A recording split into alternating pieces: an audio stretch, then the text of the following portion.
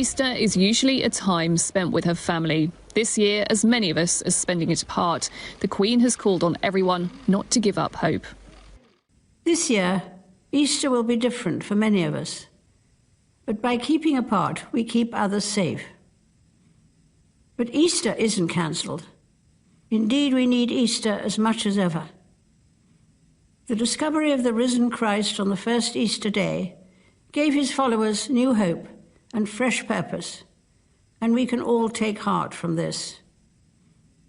We know that coronavirus will not overcome us. As dark as death can be, particularly for those suffering with grief, light and life are greater. Coronavirus has had a huge impact on how congregations have marked Holy Week. The Queen's annual Maundy Thursday service, like all others, had to be cancelled. But the monarch wanted to highlight one custom that unites people of all faiths. Many religions have festivals which celebrate light overcoming darkness. Such occasions are often accompanied by the lighting of candles. These seem to speak to every culture and appeal to people of all faiths and of none. They are lit on birthday cakes and to mark family anniversaries, when we gather happily around a source of light. We will be with our families again. We will meet again.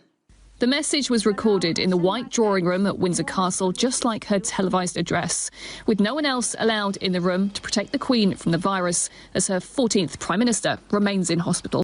But no apology, Home Secretary, for these failings which NHS staff and their families blame on the government. Well, I'm sorry if people feel that there have been failings. I'll be very, well, I'm sorry. Failings which In our own supply in the UK. But no apology, Home Secretary, for these failings which NHS staff and their families blame on the government. Well, I'm sorry if people feel that there have been failings. I'll be very, very clear about that. But at the same time, we are in an unprecedented global health pandemic right now. It is inevitable that the demand and the pressures on PPE and the demand for PPE are going to be exponential. They're going to be incredibly high. And of course, we are trying to address that as a government. And I think that is right. That is our priority. Matt Hancock, as Secretary of State for Health, has spoken about this repeatedly through the plan that he has outlined and obviously the ways in which we want to do much more to manufacture our own PPE in this country, while we also boost our own supplies from overseas partners and countries where more PPE is coming into the country, but also ensuring that the distribution, which is unprecedented right now in terms of healthcare settings, whether it's hospitals, GP surgeries, care homes, everyone needs that PPE on the front line, and everyone is working to achieve just that, whether it's through the Department of Health, through the Cabinet Office, through Public Health England, through health and safety, through the guidance and the resources that we're trying to get out there.